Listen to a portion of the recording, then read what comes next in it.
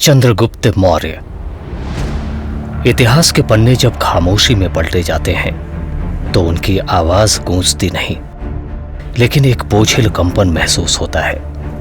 ऐसा लगता है मानो उन शब्दों में कोई छुपा हुआ राज हो, कोई ऐसी सच्चाई जिसे लिखते समय लेखक का हाथ कांप गया हो। चंद्रगुप्त मौर्य की कहानी भी वैसी ही है। वो केवल एक राजा नहीं था, बल्कि सत्ता की उस बुनियाद का प्रतीक था जो खून, साजिश और मनोवैज्ञानिक खेलों पर खड़ी थी। उसकी शुरुआत किसी राजमहल की सुनहरी दीवारों से नहीं हुई थी। वो गुमनामी में जन्मा, उस समाज के किनारे जहां सम्मान दूसरों की जूठन की तरह था। उसके खून में कोई शाही पहचान नहीं थी और यही उसकी सबसे बड़ी ताकत भी बनी, क्योंकि जब मनुष्य के पास से खोने को कुछ नहीं होता तो उसके भीतर उठने वाली आग सबसे प्रचंड होती है।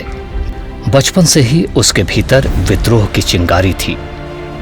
वो देखता कि सत्ता का बोझ केवल जनता की पीठ पर रखा जाता है, जबकि राजमहलों में बैठे शासक विलासिता में डूबे रहते हैं। ये असमानता उसके भीतर धीरे धीरे जहर की तरह उतरती गई। लेकिन एक अकेला युवक पूरी सत्ता को कैसे चुनौती दे सकता था? यही वो मोड़ था जब किस्मत ने उसके जीवन में चाणक्य को लाकर खड़ा कर दिया। आचार्य चाणक्य केवल एक विद्वान नहीं थे, वे उन दुर्लभ लोगों में से थे जो सतह के नीचे छिपे सत्य को देख सकते थे।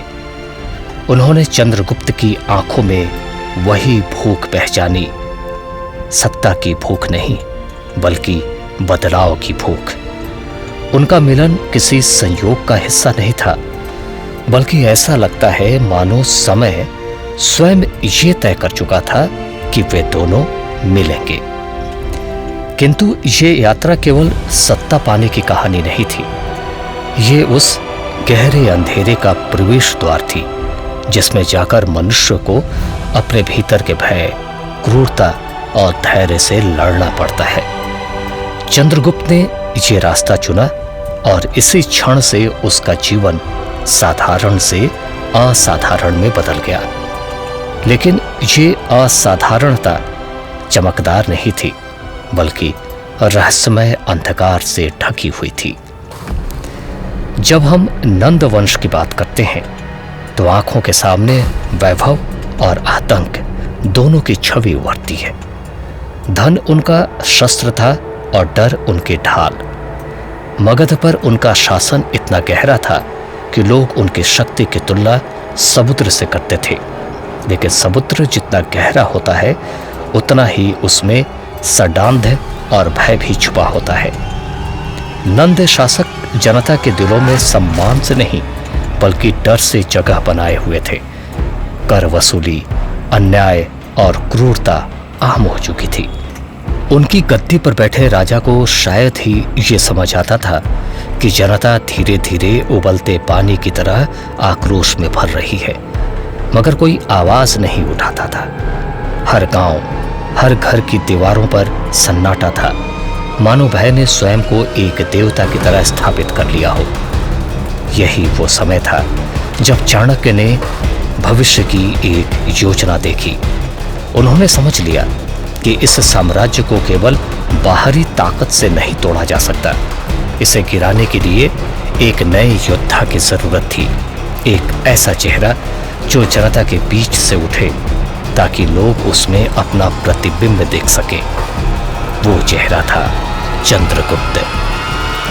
लेकिन केवल चेहरा होना काफी नहीं था, उसे ऐसे गहरे अंधकार में उतरना था जहां भय को हराना आसान नहीं था। नंदवंश का जाल केवल धन और सैनिकों से नहीं बना था, उसमें गुप्तचरों, षड्यंत्रों और मनोवैज्ञानिक डर का भी गहरा ताना बाना था। चंद्रगुप्त के सामने सबसे बड़ी चुनौती यही थी, क्या वो उस डर को तोड़ पाएगा जो पीढ़ियों से लोगों के मन में बैठ चुका था, या फिर वो केवल उसी भय का एक और रूप बन जाएगा? यही प्रश्न उसके संघर्ष का असली आधार था। और यही प्रश्न आज भी हमें परेशान करता है। आचार्य और शिष्य का रिश्ता अक्सर ज्ञान के आदान प्रदान तक सीमित माना जाता है, लेकिन चाणक्य और चंद्रगुप्त का रिश्ता कुछ और था। वो सत्ता की प्रयोगशाला था, जहां हर दिन एक नया प्रयोग होता था, हर रात एक नया पाठ पढ़ाया जाता था। चाणक्य ने चंद्रगुप्त को केवल शस्त्र चलाना नहीं सिखाया, उन्होंने उसे ये सिखाया कि असली युद्ध तलवारों से नहीं बल्कि दिमागों में लड़ा जाता है। उन्होंने समझाया कि सत्ता की कुंजी केवल ताकत नहीं बल्कि रणनीति है। उन्होंने बार बार दोहराया कि दुश्मन की ताकत उसकी सेना नहीं बल्कि उसकी छवि होती है। अगर वो छवि टूट जाए तो साम्राज्य की दीवारें अपने आप ढह जाती हैं। धीरे धीरे चंद्रगुप्त ने इस शिक्षा को आत्मसात किया। उसकी आंखों में अब केवल बदला नहीं बल्कि एक सुनियोजित दृष्टि झलकने लगी। वो समझने लगा कि उसे केवल राजा नहीं बनना है बल्कि ऐसा शासक बनना है जो इतिहास में अमिट छाप छोड़ दे। लेकिन यह मार्ग सरल नहीं था। चाणक्य ने उसे निर्दयी होना सिखाया। उन्होंने कहा कि जो शासक दया दिखाता है वो अंततः खुद का विनाश करता है। इस शिक्षा ने चंद्रगुप्त के मन को अंदर से बदलना शुरू कर दिया। अब वो मासूम युवक नहीं रहा जो अन्याय देखकर व्याकुल हो उठता था। वो धीरे धीरे एक ऐसा योद्धा में ढल रहा था जिसके लिए सही और गलत का भेद धुंधला होने लगा। इस बदलाव में भय भी था, क्योंकि जब कोई इंसान अपने भीतर की संवेदनाओं को दबा देता है तब उसके भीतर एक अंधकार पैदा होता है। चंद्रगुप्त उस अंधकार में उतर चुका था और यही अंधकार उसे इतिहास का सबसे बड़ा विजेता बनाने वाला था। इतिहास में हर क्रांति की शुरुआत छोटे से चिंगारी से होती है। चंद्रगुप्त और चाणक्य ने भी नंद वंश को गिराने की दिशा में पहला कदम एक मामूली से विद्रोह से उठाया। लेकिन इस मामूली से चिंगारी ने धीरे धीरे इतना बड़ा रूप लिया कि साम्राज्य की दीवारें हिल गईं। ये विद्रोह खुली तलवारों का नहीं बल्कि छुपे इशारों और गुप्त समझौतों का था। चाणक्य ने चंद्रगुप्त को यह सिखाया कि सीधा युद्ध मूर्खता है। सबसे पहले जनता के मन से भय हटाना जरूरी है। गांव-गांव जाकर चंद्रगुप्त ने गुप्त सभाएं की। उसने लोगों से कहा कि नंद शासकों की शक्ति असीमित नहीं है, कि अगर जनता साथ दे तो एक साधारण युवक भी साम्राज्य की जड़ों को हिला सकता है। धीरे धीरे उसकी बातें असर करने लगीं। किसानों के हाथों में हल से ज्यादा गुस्सा दिखाई देने लगा। व्यापारियों ने समझ लिया कि अगर सत्ता बदलेगी तो उनका भी भविष्य बदलेगा। और सैनिक जो वर्षों से नंदों के लिए खून बहा रहे थे, उनके दिलों में भी संदेह की दरारें पड़ने लगी। लेकिन ये खेल खतरनाक था। नंदों की गुप्तचर व्यवस्था हर जगह मौजूद थी। विद्रोह की एक हल्की सी भनक भी पूरे अभियान को खा सकती थी। कई बार ऐसा हुआ कि चंद्रगुप्त को रात के अंधेरे में भागना पड़ा, अपनी पहचान छिपानी पड़ी। मौत हर समय उसकी परछाई की तरह उसके पीछे थी। इस विद्रोह ने केवल सत्ता को चुनौती नहीं दी बल्कि चंद्रगुप्त की आत्मा को भी बदल दिया। वो समझ चुका था कि बदलाव का रास्ता बलिदान से होकर गुजरता है, और ये बलिदान केवल खून का नहीं बल्कि इंसान के भीतर की संवेदनाओं का भी होता है। पहले विद्रोह की असफलता ने उसे नहीं तोड़ा बल्कि उसने उसे और कठोर बना दिया, जैसे किसी तलवार को आग में दबाकर मजबूत किया जाता है। यही वो क्षण था जब चंद्रगुप्त ने अपने भीतर से डर को निकाल फेंका। अब उसके सामने केवल एक लक्ष्य था, नंद वंश का अंत।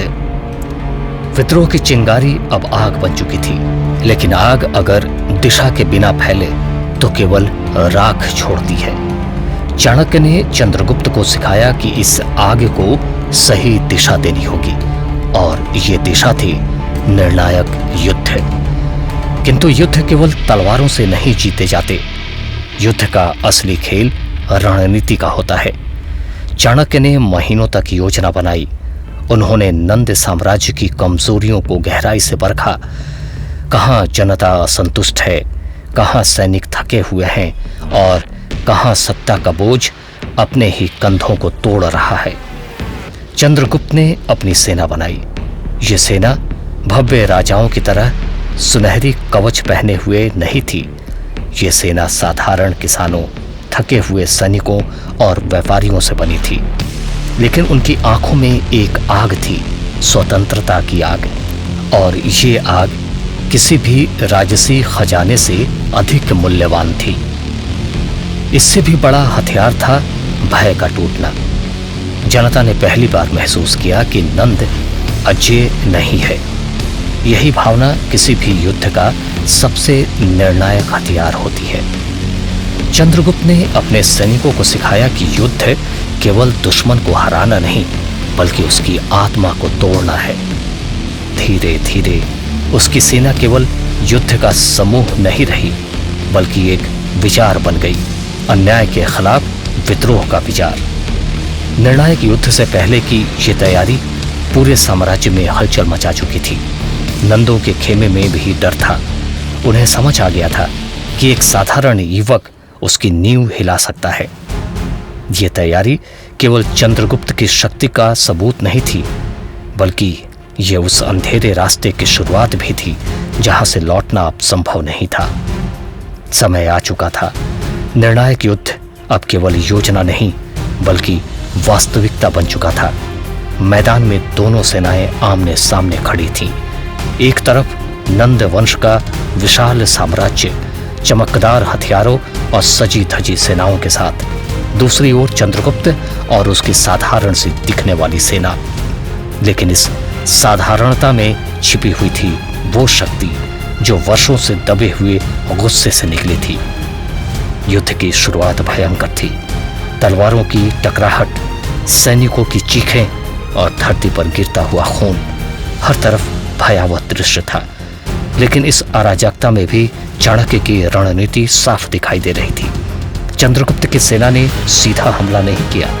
उन्होंने दुश्मन की थकान का इंतजार किया, उनकी पंक्तियों में भ्रम फैलाया। धीरे धीरे नंद सेना की शक्ति टूटने लगी। चंद्रगुप्त स्वयं मैदान में उतरा। उसकी तलवार केवल लोहे की नहीं थी, बल्कि उसके भीतर जमा हुआ अपमान और आक्रोश भी उसमें घुला हुआ था। हर वार मानो वर्षों के अन्याय का जवाब था। सैनिकों ने देखा कि उनका नेता केवल आदेश देने वाला नहीं, बल्कि उनके साथ खड़ा योद्धा है। इससे उनका उत्साह और बढ़ा। नंद वंश की सेना पीछे हटने लगी। उनके शस्त्र भारी हो गए। उनकी आंखों से आत्मविश्वास गायब हो गया। अंततः वो क्षण आया जब साम्राज्य की नींव टूट गई। नंद वंश पराजित हुआ और चंद्रगुप्त विजयी। लेकिन इस विजय के पीछे केवल उत्साह नहीं था। ये विजय रक्त से सनी हुई थी, और ये रक्त केवल दुश्मनों का नहीं, बल्कि उन निर्दोषों का भी था जो इस संघर्ष में पिस गए। यही युद्ध का असली चेहरा था, जहां विजेता भी हारता है क्योंकि उसकी आत्मा खून से बोझिल हो जाती है। चंद्रगुप्त ने साम्राज्य जीत लिया था, लेकिन ये जीत किसी रोशनी की नहीं, बल्कि गहरे अंधेरे की शुरुआत थी। नंदवंश का पतन केवल एक साम्राज्य के अंत की कहानी नहीं थी, बल्कि एक नए युग की शुरुआत थी। चंद्रगुप्त अब सत्ता के शिखर पर था। उसकी आंखों के सामने वो दृश्य था जिसकी कल्पना उसने बचपन से की थी, मगध का सिंहासन। पर यह सिंहासन सोने से ज्यादा रक्त से भरा हुआ था। उस पर बैठना एक विजय नहीं, बल्कि एक बोझ था। चाणक्य ने चंद्रगुप्त को सत्ता के शतरंज पर बैठा दिया। अब उसकी जिम्मेदारी केवल तलवार चलाना नहीं, बल्कि एक साम्राज्य को संभालना थी। उसने कानून बनाए, व्यवस्था खड़ी की और सेना को मजबूत किया। लेकिन सत्ता की ये चमक भीतर से कितनी अंधेरी थी, ये केवल वही जानता था। जनता के लिए वो अब एक नायक था, लेकिन नायक बनने की कीमत ये थी कि उसे हर समय क्रूर और निर्दयी रहना पड़ता। जिन लोगों ने उसे गद्दी तक पहुंचाया, उन्हीं पर कभी कठोर कर लगाना पड़ता, कभी सजा देनी पड़ती। धीरे धीरे वो समझने लगा कि राज सत्ता की सबसे बड़ी विडंबना यही है कि ये इंसान को इंसान नहीं रहने देती। साम्राज्य का विस्तार भी उसकी महत्वाकांक्षा का हिस्सा था। उसने पड़ोसी राज्यों पर आक्रमण किए, उनकी भूमि हथियाई। हर विजय के साथ उसका नाम दूर दूर तक फैलने लगा, लेकिन हर युद्ध के साथ उसका दिल और कठोर होता गया। वो अब केवल एक राजा नहीं था, बल्कि सत्ता का प्रतीक बन चुका था। एक ऐसा प्रतीक जो भय और आदर दोनों का मिश्रण था। चाणक्य की नीति ने इस साम्राज्य को लोहे की तरह मजबूत कर दिया, लेकिन लोहे में भी जंग लगती है, और उस जंग की शुरुआत सत्ता के भीतर से ही होती है। चंद्रगुप्त का उदय केवल भारत की सीमा तक सीमित नहीं था। पश्चिम से आई एक और शक्ति की गूंज उसके साम्राज्य के आसपास मंडरा रही थी, सिकंदर की सेना। यद्यपि सिकंदर की मृत्यु हो चुकी थी, लेकिन उसके द्वारा छोड़ी गई यूनानी सेनाएं और राज्य अब भी भारत की सीमा पर मौजूद थे। ये वो समय था जब दो विश्वों का टकराव हुआ, पूर्व और पश्चिम का। यूनानी सेनाएं संख्या में कम थीं, लेकिन उनकी युद्ध कला अद्वितीय थी। उनके पास हथियारों और रणनीतियों का अलग ढंग था। चंद्रगुप्त के लिए ये केवल एक युद्ध नहीं था, बल्कि ये उसकी साम्राज्यवादी पहचान की परीक्षा थी। उसने इन यूनानी सेनाओं का सामना किया और धीरे धीरे उसने उन्हें पीछे धकेला। उसका साम्राज्य सिंधु नदी से परे तक फैलने लगा। इतिहास गवाही देता है कि इस संघर्ष ने मौर्य साम्राज्य को केवल भारत का ही नहीं, बल्कि विश्व राजनीति का हिस्सा बना दिया। लेकिन इस विजय की छाया अलग थी। यूनानियों से मिली संस्कृतियां, उनकी भाषा और उनका ज्ञान भारत में घुलने लगा। चंद्रगुप्त ने महसूस किया कि युद्ध केवल जमीन नहीं बदलते, बल्कि सभ्यताओं को भी बदल देते हैं। सिकंदर की छाया ने उसे ये सिखाया कि कोई भी साम्राज्य स्थायी नहीं होता। आज वो विजेता था, लेकिन कल कोई और उसकी भूमि पर खड़ा हो सकता था। यही विचार उसे रातों को चैन से सोने नहीं देता था। विजय के शिखर पर खड़ा होना सुनने में गौरवपूर्ण लगता है, लेकिन वास्तव में ये सबसे कठिन जगह होती है। चंद्रगुप्त के लिए भी ये सच था। उसने नंदों को हराया, यूनानियों को पीछे धकेला और एक ऐसा साम्राज्य खड़ा किया जो भारतीय इतिहास में अद्वितीय था। लेकिन इस साम्राज्य का बोझ धीरे धीरे उसकी आत्मा को दबाने लगा। हर दिन नई साजिशें, हर रात नए षड्यंत्र। उसके दरबार में बैठे मंत्री भी उसके प्रति पूर्ण वफादार नहीं थे। उसकी सेना में ऐसे लोग भी थे जो सिर्फ अवसर की तलाश में थे। साम्राज्य जितना बड़ा होता है, उसके दुश्मन भी उतने ही गहरे छिपे होते हैं। चंद्रगुप्त अब महसूस करने लगा कि वो जितनी ऊंचाई पर पहुंचा है, उतना ही अकेला हो गया है। सिंहासन पर बैठा राजा सबसे अधिक असुरक्षित होता है। ये वो विडंबना थी जिसे उसने देर से समझा। यही वो समय था जब उसके भीतर एक बेचैनी पनपने लगी। वो जिसने पूरी जिंदगी सत्ता की ओर दौड़ लगाई, अब उसी सत्ता से घुटने लगा। उसे लगने लगा कि उसने जो कुछ भी पाया है वो केवल एक मरीचिका है, कि साम्राज्य की ये चमक वास्तव में गहरे अंधकार का आवरण है। उसके मन में बार बार ये प्रश्न उठता, क्या यही जीवन का अंतिम उद्देश्य था, या कहीं और किसी और मार्ग में उसकी मुक्ति छिपी थी। सम्राट चंद्रगुप्त मौर्य का अंतिम अध्याय जितना रहस्यमय है, उतना ही भयावह भी। इतिहास कहता है कि जीवन के उत्तरार्ध में उसने सत्ता छोड़ दी और जैन साधुओं के संग दक्षिण भारत चला गया। उसने श्रवण बेलगोला की पहाड़ियों में कठोर तपस्या की और अंततः वहीं संथारा स्वेच्छा से उपवास द्वारा मृत्यु स्वीकार की। यह निर्णय एक पहेली है जिसने पूरी जिंदगी साम्राज्य बनाने और सत्ता को पकड़ने में बिताई, वहीं अंत में सब कुछ छोड़ क्यों गया? क्या ये उसके भीतर की थकान थी, या ये सत्ता के बोझ से मुक्ति पाने का प्रयास, या फिर ये उसके अपराध बोध की छाया थी जिसे वो जीवन भर ढो नहीं पाया। संथारा का ये दृश्य किसी भी साधारण मृत्यु की तरह नहीं था। ये एक धीमा, मौन और भयावह अंत था। दिन ब दिन उसका शरीर क्षीण होता गया। साम्राज्य का महान सम्राट अब केवल हड्डियों का ढांचा रह गया था, लेकिन उसकी आंखों में एक अजीब शांति थी, मानो वो उस अंधकार से निकलकर किसी और प्रकाश की ओर बढ़ रहा हो। इतिहास आज भी उस अंत पर मौन है। कोई कहता है ये उसकी आंतरिक शांति की तलाश थी, कोई कहता है ये सत्ता से भागने का तरीका। लेकिन सच्चाई ये है कि अंत हमें एक सवाल छोड़ जाता है। क्या कोई भी साम्राज्य, चाहे कितना भी बड़ा क्यों न हो, वास्तव में मनुष्य के भीतर की खाली जगह को भर सकता है? चंद्रगुप्त मौर्य का जीवन एक गाथा है, उत्थान, पतन और मौन की। और ये गाथा हमें ये सिखाती है कि हर साम्राज्य, हर शक्ति, हर विजय के पीछे एक छाया होती है, और अंततः वही छाया सबसे गहरी सच्चाई बनकर रह जाती है।